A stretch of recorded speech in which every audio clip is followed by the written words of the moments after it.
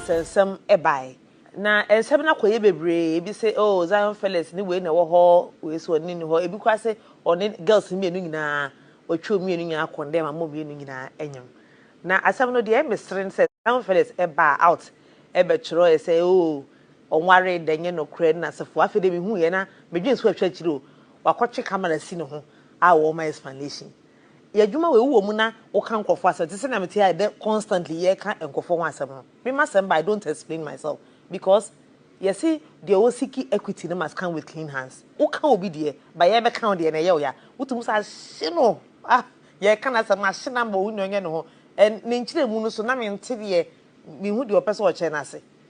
Some things you should just let it slide, you know, because it's obvious you are caught up between the two women. And just sort yourself out and stop explaining to us. Yeah, now watching my channel, like we don't care. We are just talking, but we don't care. Seriously. And I don't hate Zion or anything. I like him. Maybe they'll post him and miss me posting on the birthday. We're cool, we're in the same industry, but hey, it is what it is, Zion Felix. All that you people have done to me. Whatever you people made me paid, all that you people did to me, to see me suffer, to disgrace me for no reason, my God will deal with you people one by one. You are three. You are three. In my room here, I naked myself and I cry on God because I'm a poor child. I'm working hard to eat. I'm working hard, forcing to eat. And you are in your house, you have everything, you still think about me to bring me down. They read you people smoke on my head. God do bring you people down one by one. Markets. And after all of them come down, I'll do a video and mention their name and refer you people. And refer you me. I won't bring any audio. I won't bring any audio of Dia beer calling me to tell me what they did when I was being jailed. I won't bring any audio. But God is working and fighting for me already. God is fighting for me already. I swear. The day I was being jailed, they called themselves to go and smoke weed because me, have been jailed. Thank you. Thank you. Thank you. Keep on smoking weed on my head. Keep on smoking weed on my head. Keep on praying to see my downfall. A young girl like me, you are older than me. What do you want? What do you want? What do you want? Have I come to fuck your father or your mother? Do you people see me around any dick, the big man you people fuck? I'm always in my room thinking about myself. But you still think and trying and plan. Whenever you see me being happy on my page, you plan evil for me to go down. You plan evil for me to go down. What do I have? Because Cardi B came to twerk with me. Because Cardi B looked down on you people. So you have putting that on your mind. You want to plan evil for me. Keep on planning evil. Let them kill me. Let me go. I will go, but you will suffer. You will not turn to stone. You will never turn to stone. You see what is happening? It's God.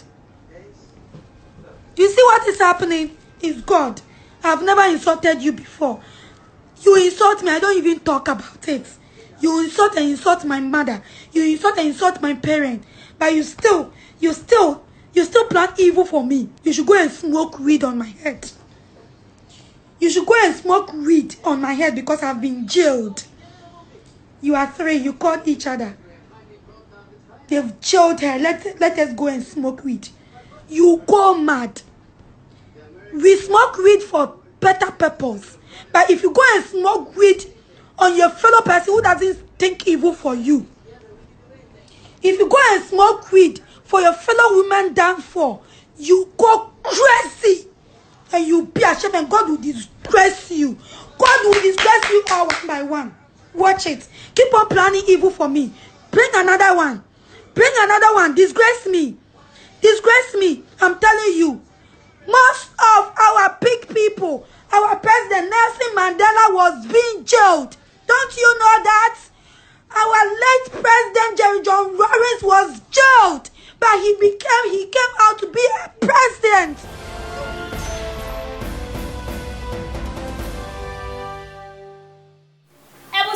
mo bi biara kwa ba e de ba Syndicate TV so me din e de obaya gege an ensam ne de ade cha de senya na se foforo ba na e ba begu eye delay e de atwetwe akoma Zion Felix wa be twetwe na nka se ye mebo mu nsuo mu sanso na eye piapum polo eke ensam prison ni ba e piapum polo abebo efi asoa na pamfo odua nya sem ketwa adan ya o se ni prison ko enyina no omo ni hu bi omo na no mo shaase me guess for the day area mama ya de ya den ana e kire wa ha mi se ye twe ho abate onye ba me de nya kanyina e beto am so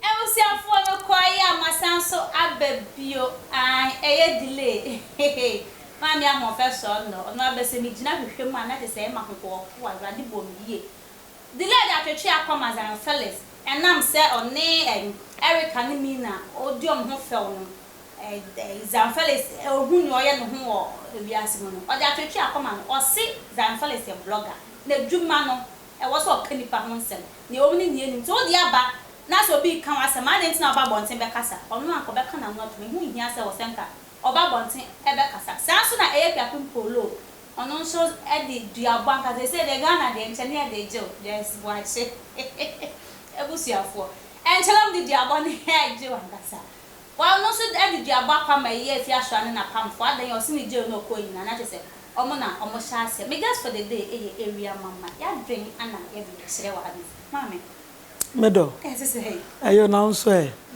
Why efe de? Me ntwa ma on kan kire me. Why efe pa? Ade. Oho ya mesere no. Ade. Adofo nya me chia. Nya me hya mane mo ate. Nya mapa de Syndicate na wo. Ma mo hwa me suban yo mesere mo. Na mo subscribe. Mo wi am share like why. Mo nja comment ehun te. Eno na be ma me so mebu mu kakra. Why? Say ebuo ni beba. Wo yiya me de bia na ebuo na ateko. Area, yan starting free eye delay so. O se enu kwan se Zion oba bonten be kasa kra. Me da se. Na na obi di asem omo di asem to no so na enu kwan so oba bonten. Ni akwanya we. Me fa wa akwanya we apa manfo cho. Say meritariety ye ba. Me hu se ekwachi. Say mon fan cheme. Se me yin se ba. Nyame na bebu me atanye nipa. Enti anu ebufu ntokwa formula. Ntokwa de ba e wo formula. Kutumi gina o yes I do ni be ka se meto ye ya ma. Enti me sere mo pa ko fa ni serious. Na da me fa na me nyame ba na me yin se na. No mo mu ya no na. Ai na nyame mo mo fan cheme wa. Na me sere mo. Me da se so ni akwanya we won say enu na ma me be kasa ye kasa ko echi no. Ebi nie wo ka obi die ba obe eye de na wo die ba o pese ye wo di delay no ochichi no she delay December ni ankanto ni so ye kanyama you are responsible man so ya ye okay na juma o ye yes sadi o se tuna pa se ma ke na oton no bi nyame se yes say no one ba out and be utter a word. Now would you would obi dear bar? Upesa woka na would ba. Ye can one I would one. Ubabe chirechim. One chirechim, my obediatem. Not them ni be obi dear, as some would dear. Na I did dear. Yeah, they are tonoso. Ebian same work and no pass obey explaining. Bible is a me encounter also man in your home. Ono Zion Felix, Sankofuba out. Menini me no. Somebody attacking and say. In sema ya bloggers ya keka no ya explain ya me ne be apo me nchire mu ya doso ina social media ni de ya ni de ayan sama ni edi ni wo ho ana nya me adaro ma me du achi abi ase sira mo ma mu di achi ba ni ni say who do you find so who explain no one man who explain who posi senya obi baba o comment section ase obi no ya ajo obi no nya ajo sa na de nti anka ni papa mu anka who explain anka o say nyina no enfu anye papa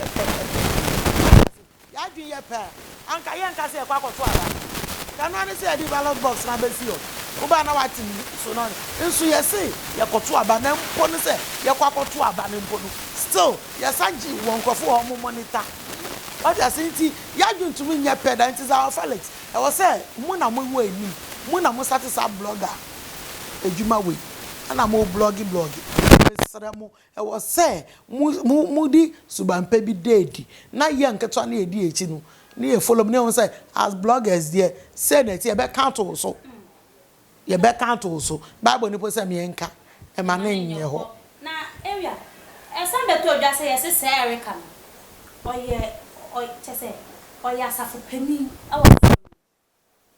oya safu peni o sign music gospel musician so mti na ni nse ne bai ne busua share Zion man engage worry no wo sister me say nya me ba ka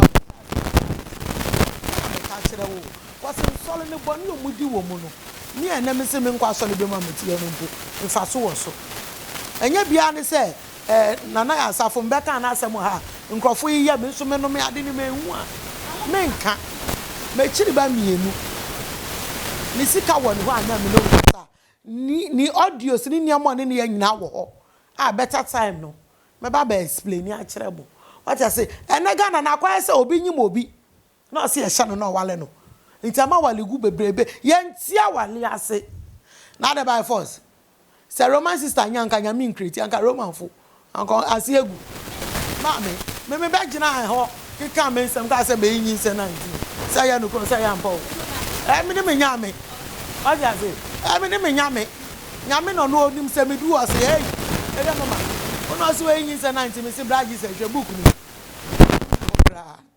ni nti me ne me nyame what I say nti nipa no asem no enye nyina na ye den ye di echi once na na akwa obi wo ha onim wo na se no besia ka asem no ye ka se onim wo kra wonji ndi nti Zion se wo di anim na edi wechi a ebi ni nia me ye na area nti ye se delay so o kasa asa ne cho Zion se mi kwa se obekasa oh se na adwu na o kire what I say Ghana is freedom of speech nti na wa so to me kire wa adwu ti delay so adwu na o kire na delay ni so no o sen Zion penyi ewo yeba age mu a no sans ni penyi ewo media imu what I think your experience bebre wo ho niama pi wo ho no delay wo hu ana wa hia a Zion ondu ho ba Zion ye blogger ntina akoye say wa trend edu echi nso wo hwemu pa na wo hwemu a delay wo experience rasemo say delay a trend so say no metumi aka say Zion abeto no once na dey mention Zion abeto no nti onu delay no otumi di na brabo etu Zion fo say hweme me ko fa fufufu no abeya na efi asase nega e ma ne ye nipa ene hwe ne ode ya me ma explain am obia ina na ada ne adehia ina esu no no de nam what I say nti na nka sa kwan so na me hwe ne say ode twiitwi ni say na be ya da Zion ni beba no so say me ye blogger once me ye blogger enya bibia ne ye be kan mediate Coco Brown ni nkofu hwade omodi ya madam last year I don't know one pia ma be jire until say mama part any manase be kan no kure anso no pia be jire area ma kan wie 99 says Zion no be business esu ni fa so ense sa ko yesa nti na me so no Zion me ni mienu atwe yan gina ho se nkrofo nsem a ye de gu YouTube ni Instagram ni niama no ani Facebook yesi ye be yi ano a me ni no ye nya ano yi because nkrofo ne do so se ye what I say nkrofo ne nsem ne ba ye ne ehwiehwia nsem bo ha na nya no kura na ma be kan ho o da bi ni aka no syndicate de ye ndi ntro ye ehwiehwia ya ese ntate ye no ye nse sichie bi so ho a ni ye ehwiehwia ni akofo yakofa ye fa na ya be pensem mu ni ya what as ni ya kire adwan fa eno ni ya kire adwan a ebia na ne wa adwan kwankwonya pe osna oye okay what I say enso adwan kire na mbe kire ye ti once again won san fa nche me e try ansem na de se kwa polo oh ono so de duabo pa mefia so ane ne nkrofo a enya sem ketwa o se ni je no ko no omu ni hu de na bra no ekoje no na mo shintampe de ndingu egu ne so eh de bia me kama se sa asem tu wunua na wa ma weni age sa asem tu wunua na wo weni age na wonim ne da wenim sa nya no kran ko ma na sa asem yi Ghana fo aka na sa yampa se fufufunu na hyechi ana kwa people no ni aka ne yampa fufufunu na hyechi fufufunu yo bia oye sei what you say na ne ni age obi nhwi ase atumi ma weni gedi a hwe bibi US an say Bible ni se be ye yi a anka ni ye hu ntina wa asundue mu what you say ntina me pie be kan semfo no ena meti apaga na focho na se ekapem se oya de pa my sister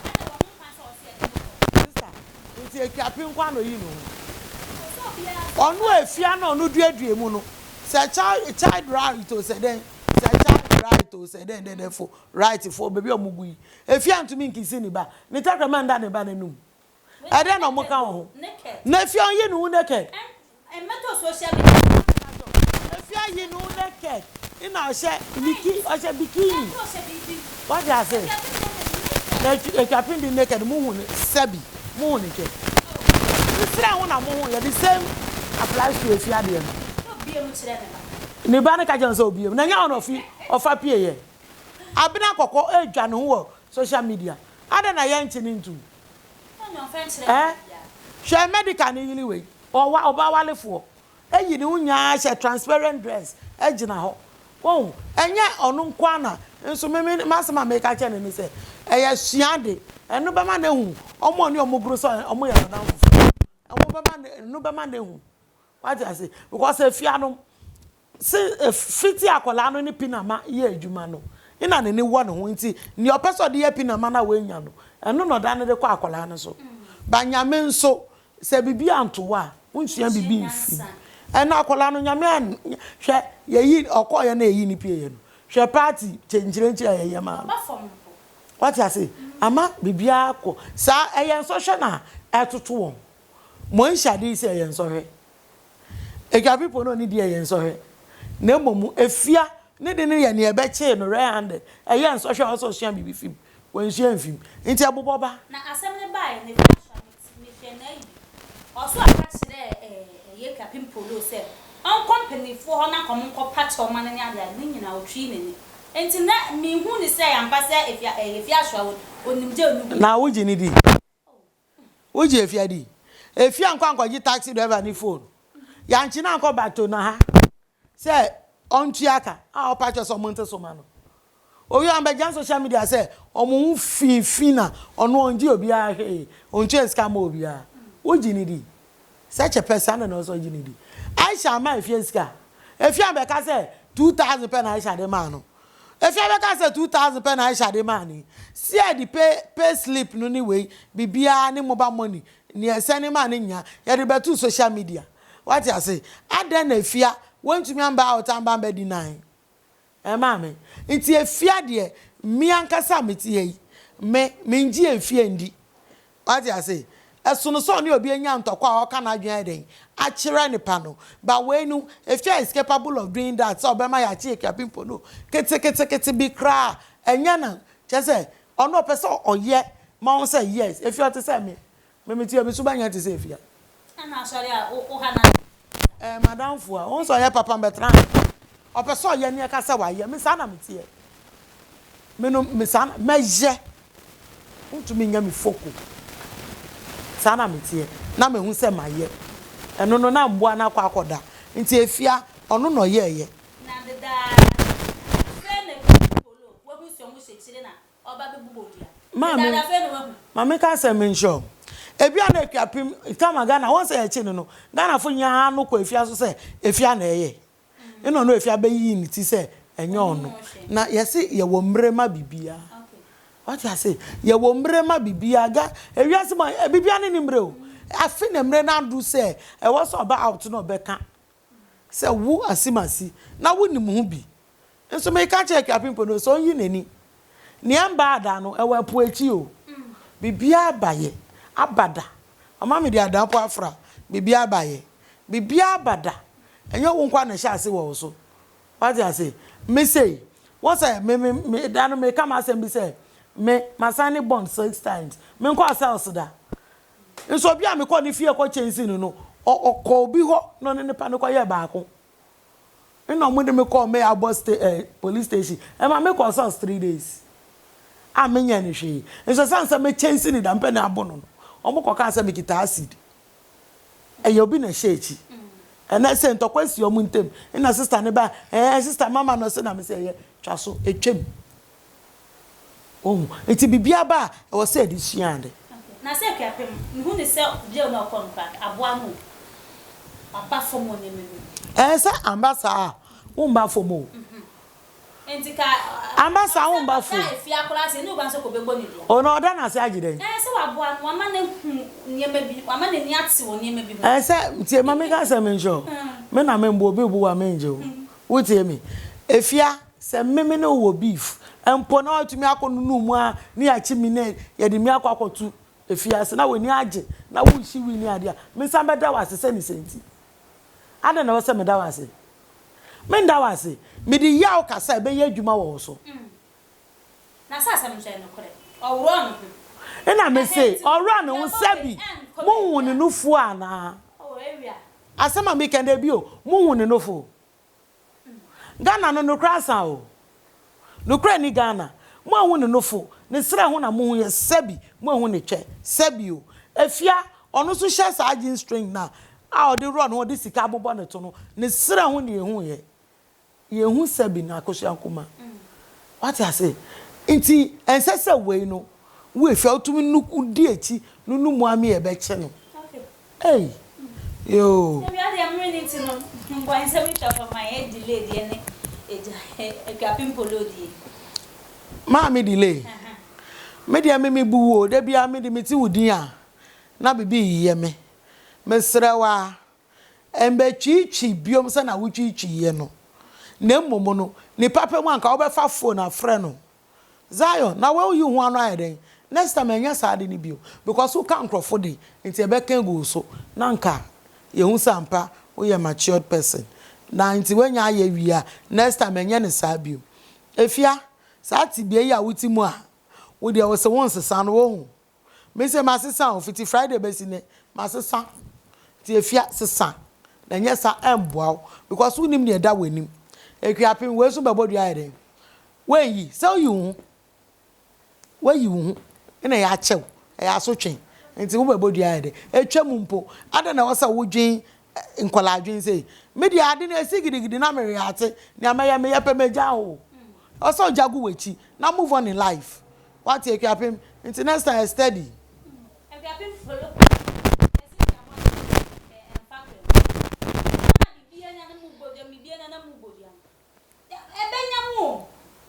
eno na se mu wubu na so fa tototo mo ne de konne nam teze ne ma bisa be na de bishop ewuwe ya fe na beto se ne bushia de ku ne fan ko si ya wo enya mu wia na mo po bi de ahye no bia na mo bon sanse na eye delay Ghana for se eye mu se wetu no fo wa hwe ne de beto wetu no fo na Zion Fellows se edwuma ne mra wo ne edwuma ne mra ya ka se obia obebia mokoko a eye ne ya hye wo industry nim de no de ogwala wa de ba e beka because obi de ba de wom ne nu na beka to ho aha ana mreba makwa na ebi edumede ni na besi me am de dumede e beso mo me de anga sane oba ya de me guess for the day ewia mama ya dwen ana ye de ye chewa ha no say the some company limited any abo first for masima meeting de dumede e bram the some say open home use type papa ego cars de abro ma fie ye omo wo home use ne brand new type the some telephone number and the chobi screen as mon fan mon from na on beje so pepepe